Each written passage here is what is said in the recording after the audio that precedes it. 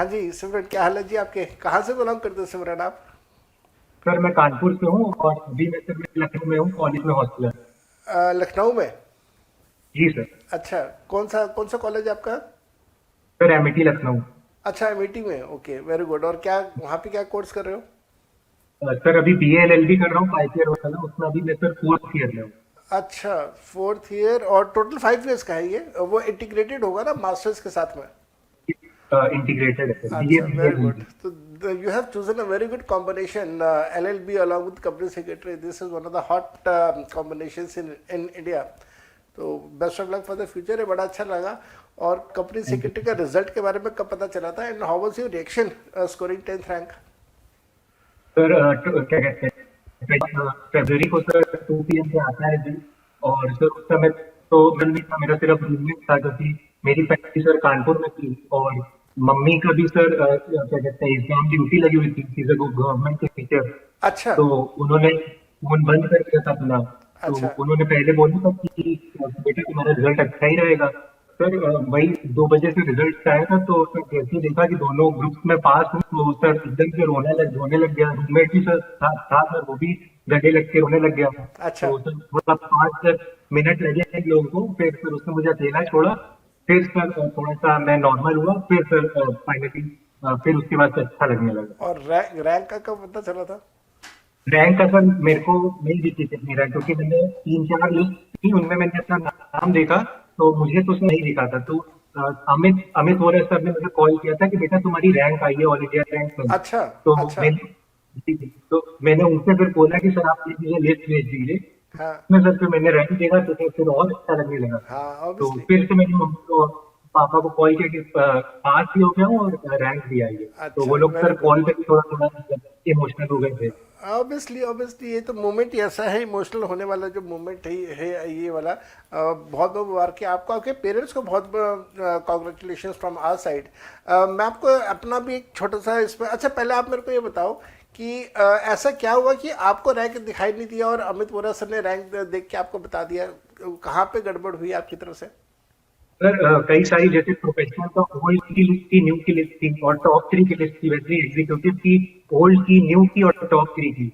अच्छा। और सर मेरे ख्याल से उसी में मैं शायद कंफ्यूज हो गया कि मैं एग्जीक्यूटिव की शायद न्यू में देखने लग गया, या हाँ हाँ। ओल्ड के में देख रहा था। हाँ इसी हाँ। के से सर कंफ्यूजन हो गई। अच्छा, मैं अब आपको ना एक अपना किस्सा बताता हूँ। मेरे साथ क्या हुआ जब ये बात बहुत पुरानी है, 95 96 की बात है। 12th पास आउट किया था, कंपनी सेक्रेटरी फाउंडेशन का एग्ज़ाम दिया दिसंबर में, एंड वही फरवरी के अंदर रिजल्ट आया। तो उन दिनों में कोई वेबसाइट नहीं हुआ करती थी, इंटरनेट नहीं हुआ करते थे, कुछ भी नहीं था। तो जो आपके रिजल्ट्स हैं वो ऑनलाइन कुछ नहीं था। तो हमें सेंटर पे जाना है, जो दिल्ली में वो वहाँ पे सेंटर है, वहाँ पे गए और वहाँ जाके रिजल्ट देखा। अब जो रिजल्ट था वहाँ पे उन्होंने किया हुआ था कि रिजल्ट की शीट्स ना वहाँ पे एक नोटिस बोर्ड के ऊपर डिस्प्ले करी हुई थी। अब मैं अपना रिजल्ट देख रहा हूँ वहाँ पे, सीरियल ऑर्डर में ऊपर से नीचे आ रहा हूँ, मैं ऊपर से नीचे आ रहा हूँ, मेरे को कहीं पे अपना रोल नंबर दिखाई नहीं दिया। आई वॉज डिसहार्टेंड हुआ कि भाई मैं पास नहीं हुआ। अगर पास हुआ होता तो रोल नंबर मेरा शीट में होता। तो मैं अपने घर वापस आ गया। नेक्स्ट मॉर्निंग मैं अपने बस घर पे ऐसे ही इधर उधर टहल रहा था। तो मेरे नेक्स्ट जो नेबर है वो आया मेरे पास, उसने पूछा रिजल्ट क्या रहा। मैं कहा यार मैं पास नहीं हुआ। कहता यार ऐसा हो ही नहीं सकता कि तू पास ना हुआ हो, तो अपना रोल नंबर बता। मैंने कहा मेरे रोल नंबर का क्या करोगे आप? तो कहते जी कंपनी सेक्रेटरी का रिजल्ट न्यूज़पेपर में भी आया, मैं न्यूज़पेपर में चेक करता हूँ। मैंने कहा भाई कर ले, मैंने कल चेक करा, अगर मेरे को दिखाई नहीं दे तो तेरे को कहाँ से दिखाई देगा, चेक कर ले। मैंने उसको रोल नंबर दे दिया। अब जब रोल नंबर दिया तो थोड़ी देर बाद वो भागता हुआ आया, कहता ये देख रोल नंबर, तू पास है। मैं कहा ये कैसे? कहता देख ले रोल नंबर है इसमें। मैंने उससे पूछा भाई तूने कैसे चेक करा? कहता मैंने ऐसे हॉरिजॉन्टली चेक करा। अच्छा, अब मैं क्या कर रहा था, मैं ऐसे वर्टिकली चेक कर रहा था। तो उसमें क्या हुआ, जैसे फॉर एग्जांपल 4000 की सीरीज़ है, तो अगर आप हॉरिजॉन्टल जाओगे तो 4000, 4100, 4200, 4300 वो ऐसे हॉरिजॉन्टल में होगा। लेकिन मैं चेक कर रहा था वर्टिकली, तो वो 4000 के बाद 5000 की सीरीज स्टार्ट हो गई, फिर 6000 की सीरीज स्टार्ट हो गई। तो वो बीच में मैंने कहा यार ये सारे नंबर ही गायब है बीच में। तो फिर भी विश्वास नहीं हुआ, क्योंकि मेरे को ये था कि भाई मैंने देखा तो फेल और न्यूज़पेपर में रोल नंबर आया हुआ है पास। तो जो लोधी रोड पे हेड ऑफिस है वहाँ पे गया फिर मैं अपने दोस्त को लेके और न्यूज़पेपर लेके। मैंने उनको बात बताई, मैंने कहा जी ऐसी ऐसी बात है। तो देन उन्होंने मेरे को कहा कि आपने रोल नंबर चेक कैसे किया था। मैंने कहा जी रोल नंबर मैंने ऐसे वर्टिकली चेक किया था। कहते नहीं, रोल नंबर वर्टिकली नहीं लिखे हुए, हमने रोल नंबर हॉरिजॉन्टली लिखे हुए हैं। तो वहाँ पे ही हमने फिर नोटिस बोर्ड था लोधी रोड पे भी, वहाँ पे दोबारा चेक करा, हॉरिजॉन्टली मैं पढ़ रहा था तो वहाँ पे मेरे को अपना रोल नंबर दिखाई दे गया। तो बिल्कुल ये ऐसा होता है, कई बार हो जाता है। जैसे आपने भी कहा कि भी आपको रैंक दिखाई नहीं दिया कि रैंक कहाँ पे है और कैसे नहीं, और अमित वोरा सर ने आपको बताया। तो it happens many times, it happens. चलो बहुत बहुत बहुत मुबारक है आपको। एंड कॉलेज में और कॉलेज को और कंपनी सेक्रेटरी की पढ़ाई को आपने कैसे मैनेज करा? सर मेरा एक्चुअली प्रिपरेशन का सबसे बड़ा जो चैलेंज था वो यही था कि कॉलेज और इसको कैसे मैं मैनेज करूँ। मेरी तो लॉ की क्लासेस 9 AM से 4 AM तक चलती थी। तो सर 4 AM के नहीं, बाद मैं जैसे सुबह ही सुबह 9 से शाम 4 बजे तक चलती थी आपकी? अच्छा ठीक है। तो सर जैसे ही 4 बजे मैं घर आता था रूम में, तो तब हाफ एन आवर सर मुंह धो के हल्का सा थोड़ा सा रेस्ट करता था 15-20 मिनट, फिर सर मैं बैठ जाता था पढ़ने। और फिर सर डिनर तक मैं पढ़ता था 8 o'clock तक। फिर अच्छा सर 1 घंटा मैं डिनर करता था और कैंपस बहुत अच्छी चीजें थोड़ा वॉक करता था। फिर डिनर के बाद फिर पढ़ने बैठता था। डेली का सर मेरा टारगेट रहता था कि 6 आवर्स को कंप्लीट करना है। तो उसमें सर कभी कभार 12 या 1 बज जाता था। मतलब apart from 7 hours of your LLB का जो आपका कॉलेज था, 7 घंटे का आपका कॉलेज का टाइम हो गया, उसके अलावा 6 घंटे आप कंपनी सेक्रेटरी में और निकाल पा रहे थे। 7 और 6 कितना, 13 घंटे, 13 घंटे का आपका इनपुट जा रहा था। और ये आपने जो एक्सरसाइज करी ये वाली, या ये जो शेड्यूल आपने फॉलो करे, कितने लंबे टाइम तक आपने ये फॉलो करा? सर जनवरी से लेकर सर दिसंबर तक। मतलब ऑलमोस्ट पूरा 1 साल हो गया ये। तो ये तो बड़ा लेबोरियस है यार, बहुत ही ज़्यादा मेहनत और बहुत ही लेबोरियस वाला काम है। और शायद मेरे ख्याल से उसी का रिजल्ट है that you have scored such a wonderful rank. All India 10th rank है। तो you must be on the, जैसे हम लोग कहते हैं, 7th sky. You must be feeling excellent and wonderful. And अब आगे क्या प्लान्स है फिर? अब कंपनी सेक्रेटरी प्रोफेशनल क्वालिफाई करना है और उसके बाद कुछ और पढ़ाई लिखाई भी कंटिन्यू करनी है, या देन सेटल होना है इस पर? सर अभी मैंने ये सोचा कि सर मैं अगले साल जून 2024 में प्रोफेशनल हूँ। और सर तीनों ग्रुप एक साथ देके I am for the June rank. June 24, हाँ ठीक है। मतलब अभी फरवरी 23 है, तो यू हैव गुड टाइम। हाँ ठीक है। और तीनों ग्रुप्स मैनेजेबल है, बिल्कुल हो सकता है। ठीक। और सर मैं 2024 में ग्रेजुएट भी हो जाऊंगा। तो हाँ यस। उसके बाद सर मैं अपनी आर्टिकलशिप भी सर उसके बाद में शुरू कर दूंगा। क्या स्टार्ट करेंगे उसके बाद आप? सर आर्टिकलशिप अपनी। अच्छा हाँ, आपकी कंपनी सेक्रेटरी की आर्टिकलशिप भी होगी, बिल्कुल ठीक है। उसमें आपका आर्टिकलशिप भी करना है, बिल्कुल। तो उसके अलावा उसके बाद फिर क्या जॉब के पे जाना है, प्रैक्टिस करनी है, क्या कैसे प्लान किया हुआ अपने करियर को? सर मैंने तो पर्सनली सोचा है कि एनसीएलटी में सर प्रैक्टिस करने का, एनसीएलटी हाँ और एमप्लैट में। Yes, I was about to come to that point. मैं अभी उसी पॉइंट पे आने वाला था। वही वही तो। और सर मैंने मतलब बार काउंसिल में भी सर पूछा था, तो वो मतलब डिसअलाउ कर देते कि आप लॉ के साथ अभी कॉलेज में आप आर्टिकलशिप नहीं कर सकते। तो कॉलेज के बाद ही सर मैं करूँ और फिर उसके बाद sir I definitely practice in NCLT. कल जश के साथ भी हम लोगों ने इंटरेक्शन किया था, और मैंने जश को भी कल ये बात बताई थी कि भी ही वॉज वांटिंग कि भी मैं अपनी प्रैक्टिस करूँगा। सीए भी है और साथ में कंपनी सेक्रेटरी भी है, तो मैं उसके बाद अपनी प्रैक्टिस करूँगा। द पर्सन उसको 3rd रैंक। तो मैंने उनको फिर आगे पूछा, मैंने कहा भी अगर आपने प्रैक्टिस करनी है तो आप 2 प्रैक्टिस तो नहीं कर सकते, सीएसबी और सीएबी, वो दोनों तो हो नहीं पाएगा। If you have to choose any one, तो क्या? तो ही सेड कि सर फिर मैं सीए की प्रैक्टिस करूँगा। तो मैंने बस ऐसी बातों में उनको कहा कि भी अगर आपने सीए की प्रैक्टिस करनी है तो वो जो ट्रेडिशनल प्रैक्टिस होती है ना, कि जहाँ पे कंप्लायंसेस हैं, रिटर्न फाइलिंग है, उसमें आपको ज़्यादा मज़ा है नहीं। तो मैंने उनको, जश को भी ये बात बोली थी कि भाई अपना LLB करके बार काउंसिल की मेंबरशिप लेके then you move towards litigations. और ये बड़ा अच्छा है, लिटिगेशन वाला जो फील्ड है, दिस इज़ वेरी गुड। और आपने तो अपनी बात वही बात रखी कि हाँ वो बार काउंसिल का लाइसेंस लेके and then you go towards NCLT। ये बहुत बहुत अच्छा है, बहुत लुक्रेटिव है। और ये एक ऐसा फील्ड है जहाँ पे कंपटीशन बहुत कम है। अगर आप नॉर्मली दूसरे के साथ कंपेयर करें तो ये एक ऐसा फील्ड है जो कि बहुत लुक्रेटिव है, फाइनेंशियली बहुत अच्छा रिवॉर्डिंग है, और ज़्यादा लोग भी इसके अंदर नहीं है जो ये वाला काम कर रहे हो, क्योंकि इसमें आपके स्किल्स बड़े हाई लेवल के स्किल्स इन्वॉल्व होते हैं। कंप्लायंसेस में तो स्किल्स बहुत ज़्यादा नहीं चाहिए आपको, लेकिन यहाँ पे लेबर बहुत चाहिए, स्किल सेट बहुत ज़्यादा ज़रूरी है इसमें। तो चलो, that's good, you have a wonderful for vision, बहुत अच्छी बात है। आपका बैकग्राउंड क्या, आपके पेरेंट्स क्या करते हैं? Sir my father is a और इलेक्ट्रिकल आपकी आवाज़ पीवीसी कटी, एक पाइप बार का। दोबारा बताइए। आपके फादर, थोड़ा सा ऊंचा भी बोलिएगा, आपकी आवाज़ भी बहुत कम आ रही है। Sir my father is a business man, उनका सर इलेक्ट्रॉनिक का शॉप है। अच्छा और फिर my mother is a government teacher. अच्छा, गवर्नमेंट स्कूल में या गवर्नमेंट कॉलेज में? सर गवर्नमेंट स्कूल में। अच्छा, गवर्नमेंट स्कूल में है। ओके, वंडरफुल, ठीक है। And siblings? मेरा एक भाई है सर, रियल ब्रदर है सर, वो मतलब फादर के बिजनेस में ही है। अच्छा, गुड गुड, चलो ये बहुत अच्छी और बात है। तो सर अब मेरी आप अपनी मतलब पढ़ाई कि लिखाई के अभी रास्ते पे। Come again? सर वो मेरे भैया की अभी अभी शादी हुई थी, तो सर मेरी भाभी की है, वो शी अच्छा, वर्क्स एट अमेजोन। अरे वाह, वेरी गुड, चलो हार्टिस्ट कॉन्ग्रेचुलेशन है, तो बड़ी अच्छी बात है। और घर पे फिर सब तो बड़े खुश रहे होंगे, रैंक का पता कर चला और ये इतना अच्छा रिजल्ट रहा। मैंने आपकी वो पिक्चर देखी थी, यू वर पार्टिंग समवेयर, मैंने आज ही देख रहा था, प्रोफाइल के ऊपर लगाया हुआ था। मेरे ख्याल से वो कहीं पे आप क्या कहते हैं उसको, रोस्ट वगैरह जो थे वो खाना खा रहे थे, वो वाली पिक्चर देखी थी। तो पार्टी टाइम बहुत अच्छा सा चल रहा है। जी सर, अभी एकदम पार्टी का मूड चल रहा है सर। घर वाले भी बोल रहे हैं कि आप जल्दी से होली पे घर आओ, तो फिर वहां पे भी कानपुर में भी पार्टी पे। हाँ नहीं, कानपुर जाओ, होके आओ। लखनऊ, अभी आप लखनऊ में हो? हाँ, होली का टाइम है मेरे ख्याल से, और 2-4 दिन की बात है। अब ना ये मेरे को ये बताओ, जो जितने ये स्टूडेंट्स इस समय ये वीडियो देखेंगे आपका, उनको ये बताओ कि पढ़ाई लिखाई कैसे करी आपने, कैसे आपने दोनों ग्रुप्स को मैनेज करा, थ्योरेटिकल सब्जेक्ट्स, प्रैक्टिकल सब्जेक्ट्स। आपके तो बहुत सारे सब्जेक्ट मेरे ख्याल से एमसीक्यू बेस्ड थे, और अब न्यू सिलेबस आने वाला है कंपनी सेक्रेटरी का, जहाँ पे एमसीक्यूज नहीं है, डिस्क्रिप्टिव पेपर है।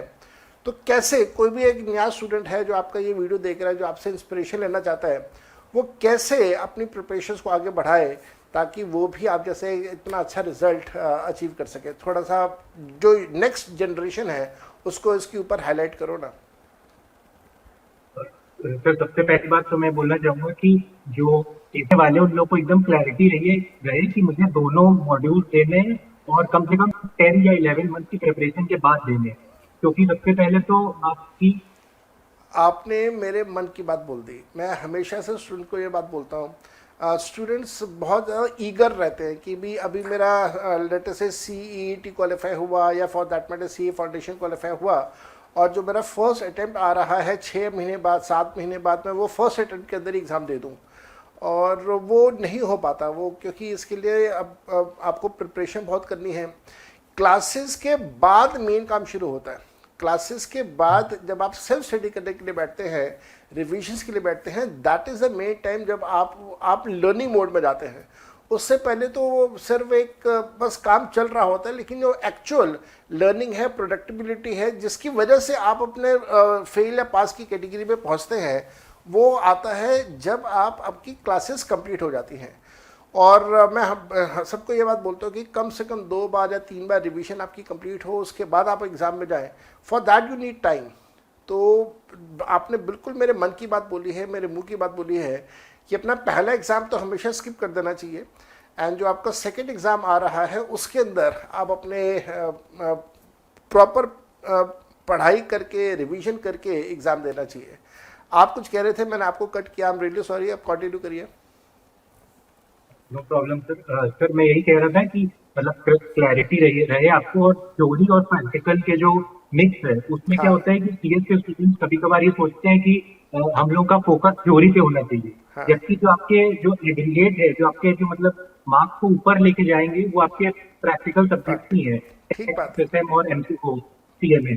तो ठीक है। जो स्टूडेंट मतलब पढ़ रहे हैं, तो मतलब आई शुड से कि उनको फोकस बराबर रखना चाहिए, टैक्स पे भी और थ्योरी पे भी। और जो मॉड्यूल 2 के जो MCQs है, उनको भी उनको मतलब फुल डेडिकेशन के साथ ही पढ़ना चाहिए। जैसे आप कंपनी लॉ पढ़ते हैं वैसे ही आप टैक्स पढ़िए और वैसे ही आप बाकी के एमसीक्यूज पढ़िए। हम्म। आपने आपने कितना कितना टाइम कौन कौन सा सब्जेक्ट में डिवोट करा, और जहाँ पे कुछ सब्जेक्ट्स आपके ऐसे हैं जो डिस्क्रिप्टिव है, जो आपने एग्जाम के अंदर लिख के आने हैं, तो लिखने का काम, लिखने की प्रैक्टिस आपने कैसे करी थी? सर मैं डेली कम से कम 2 या 3 आंसर्स में लिखता था। प्रीवियस वीक का कोई भी 2 क्वेश्चन उठा लिए और अगर वो टॉपिक मैंने पढ़ा हुआ है तो खुद बना के लिखता था, और अगर नहीं पढ़ा था तो पहले उस टॉपिक को पढ़ता था और फिर बिना देखे उसको राइटिंग प्रैक्टिस करने की कोशिश करता था। ओके तो ओके। डेली सर मैंने 2 या 2 से ज्यादा ही रोज में राइटिंग प्रैक्टिस करी हुई थी। हम्म। नहीं, ये तो बहुत अच्छा है। मैं हमेशा से सभी स्टूडेंट्स को ये कहता हूँ कि एग्ज़ाम के अंदर जो आप लिख के आ रहे हैं ना, उसकी भी, लिखने की भी आपको आदत होनी चाहिए। बहुत सारे स्टूडेंट्स हैं ये शिकायत करते हैं, सर पेपर मेरे से मिस हो गया, पेपर लंबा था, मैं आंसर लिख नहीं पाया। तो वो पेपर लंबा था, मैं आंसर लिख नहीं पाया, वो इसी वजह से होता है कि वो रिटन प्रैक्टिस नहीं होती, लिखने की प्रैक्टिस नहीं होती है। फिर कई स्टूडेंट्स ऐसे होते हैं जिनको टॉपिक आता तो है, उनको पता है कि मैंने इसके अंदर क्या आंसर करना है, लेकिन वो उस आंसर को लिख नहीं पाते, वो अपने बात को एक्सप्रेस नहीं कर पाते।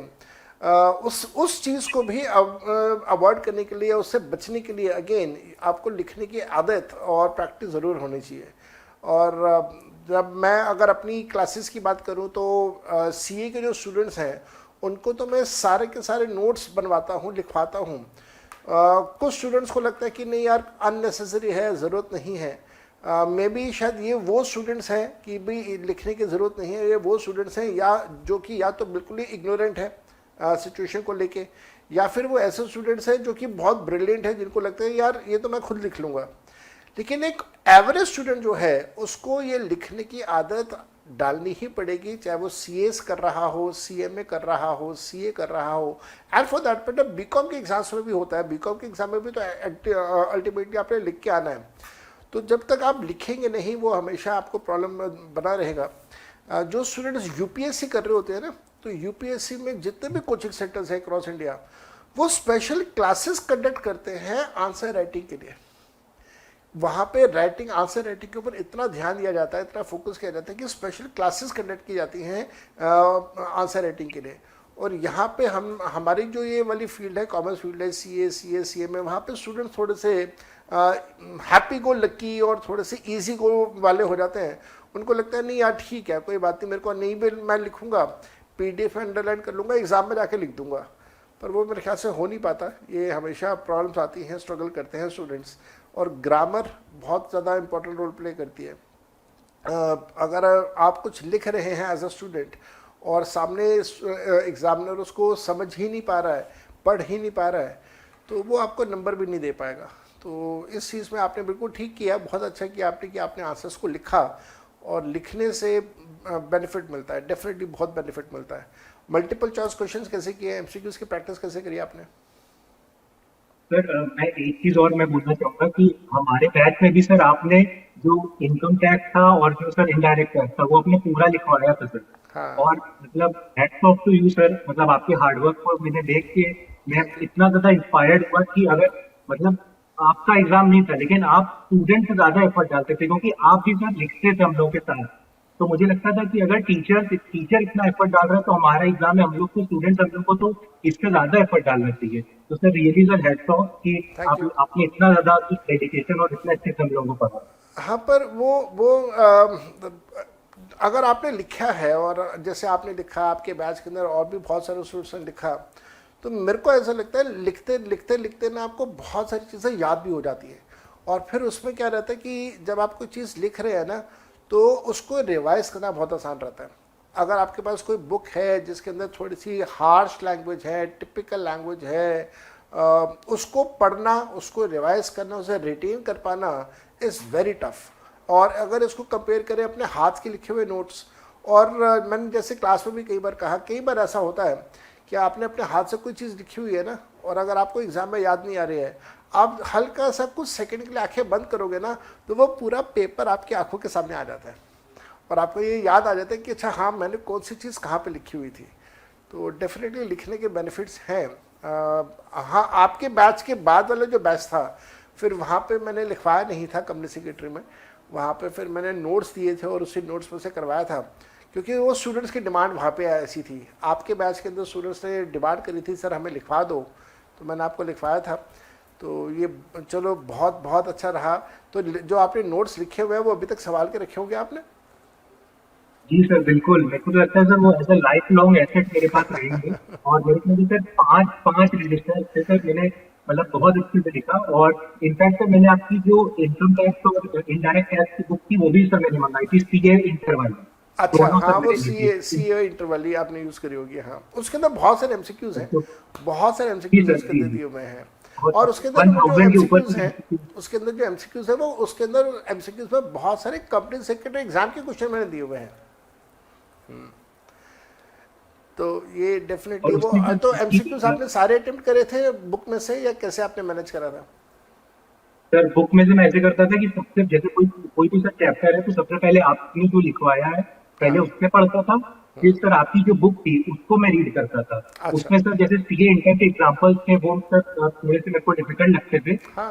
पूरा रीड जरूर करता था, लेकिन सर जो आखिरी में एमसीक्यूज होते थे वो मैं सारे सर करता था। जो हाँ। आखिरी में एमसीक्यूज थे वो सर मैंने सारे एमसीक्यूज लगाता था। हाँ, नहीं आपका अप्रोच भी मेरे ख्याल से वही था कि एग्जामिनेशन अप्रोच की बात करो कि हाँ वो प्रैक्टिकल क्वेश्चंस अगर हम लोग ना भी करें और एमसीक्यूज अगर हम लोग कर ले तो मेरे ख्याल से that would be more than enough, that suffice our purpose.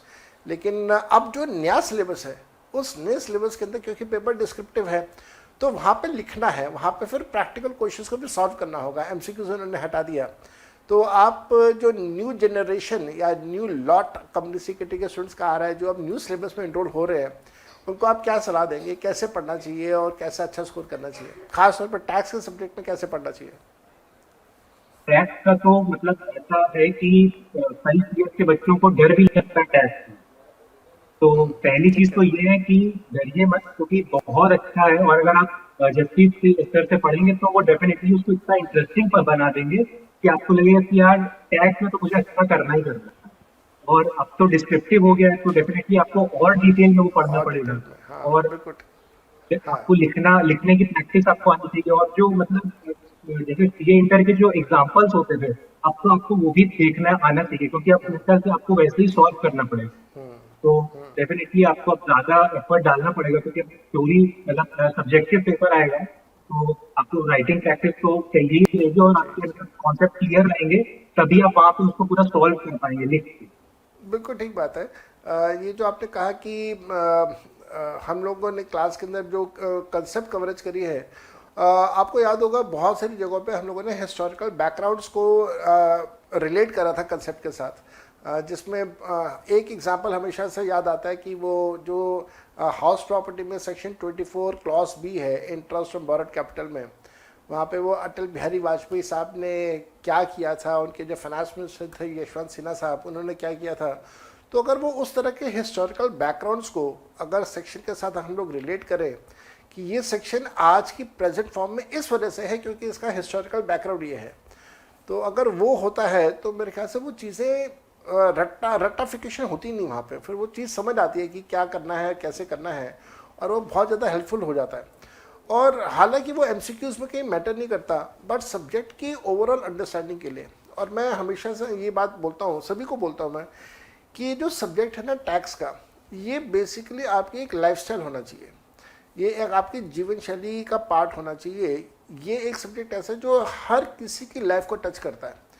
कोई डॉक्टर है, कोई साइंटिस्ट है, कोई इंजीनियर है, कोई कंपनी सेक्रेटरी है, कोई चार्टर्ड अकाउंटेंट है, कोई एक छोटा दुकानदार है, बिजनेसमैन है, सबको ज़रूरत है अपने इनकम टैक्स की, सबको ज़रूरत है अपने जीएसटी के बारे में पता करने की, कंप्लायंसेस के बारे में पता हो, सबको ज़रूरत है। तो इस वजह से ये सब्जेक्ट सिर्फ एकेडमिक इम्पोर्टेंस का नहीं है, ये सब्जेक्ट मेरे ख्याल से it goes much beyond that academic importance, and इसका जो रियल लाइफ इम्प्लीकेशंस हैं वो बहुत ज़्यादा है, बहुत ज़्यादा है। तो इस वजह से सभी स्टूडेंट्स जो भी इस वीडियो को इस समय देख रहे हैं, सुन रहे हैं, आप लोग ज़रूर इस सब्जेक्ट को सिर्फ एकेडमिक इम्पोर्टेंस के हिसाब से ना करें, आप इसको रियल लाइफ के साथ रिलेट करके जब करेंगे तो ये सब्जेक्ट बहुत आसान है, बिल्कुल भी मुश्किल नहीं है। हाँ, थोड़ी सी लिमिट्स वगैरह याद रखनी पड़ती हैं, वो हो जाता है with the passage of time, bar bar question solve करोगे वो सब कुछ याद हो जाता है।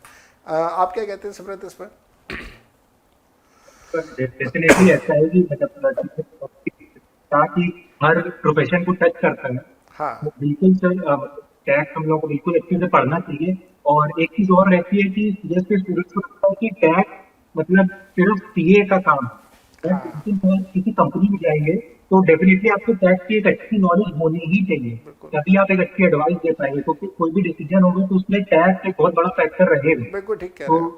आप उसमें जितना ज्यादा डिटेल में उसको पढ़ेंगे वो आपके लिए आगे जाके उतना ही आपको फायदा देगा। बिल्कुल ठीक बात है। अगर आप कोई कंपनी लॉ से रिलेटेड रिपोर्ट बना रहे हैं, कोई प्रोजेक्ट रिपोर्ट बना रहे हैं, कोई कंप्लायंस रिपोर्ट बना रहे हैं, तो हर पॉइंट के ऊपर आपके टैक्स इम्प्लीकेशन तो आएंगे ही आएंगे। आप वो टैक्स इम्प्लीकेशन से बच ही नहीं सकते हैं।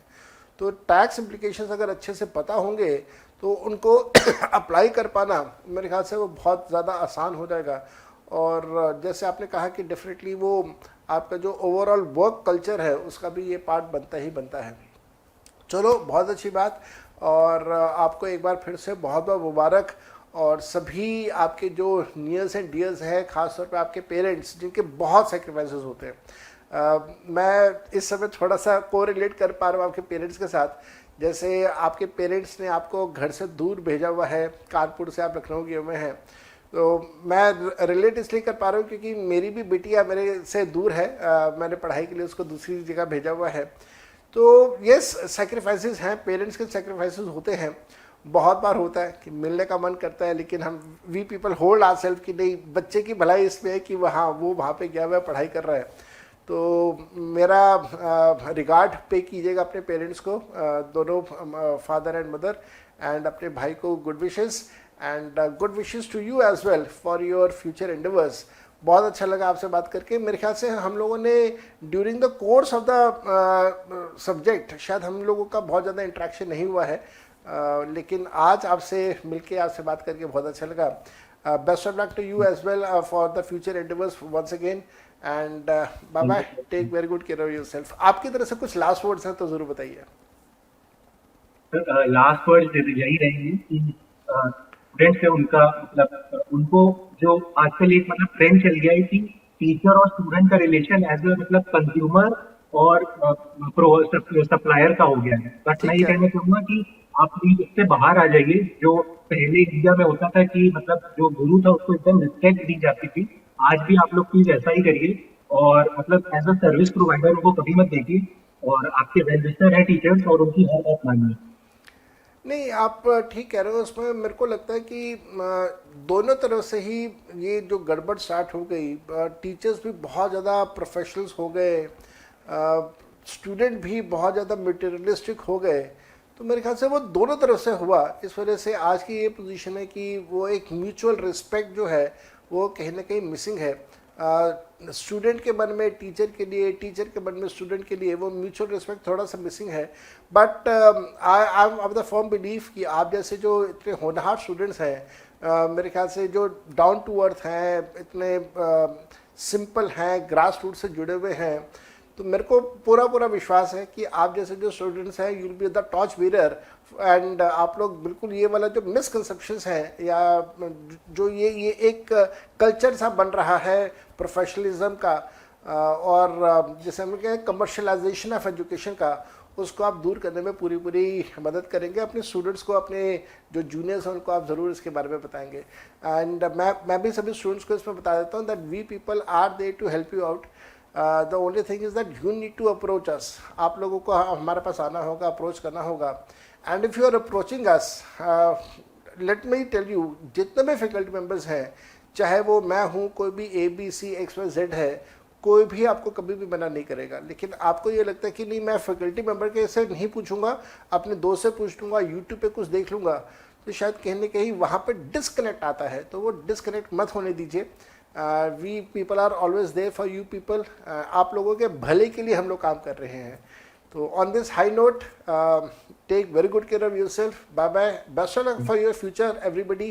एंड जो कंपनी सेक्रेटरी के स्टूडेंट्स हैं, न्यू सिलेबस में आप लोगों का मेहनत थोड़ी सी ज़्यादा करनी होगी, सब कुछ लिखना होगा, वहाँ पर डिस्क्रिप्टिव पेपर है। ठीक है जी Simrat, thanks lot for your time, obliged, and I love to meet you someday. कभी आपका दिल्ली चक्कर लगे तो एक बार विजिट कीजिएगा। If I happen to visit Kanpur और लखनऊ, तो definitely I will pay a visit to you. Fine, take care, bye bye, thank you.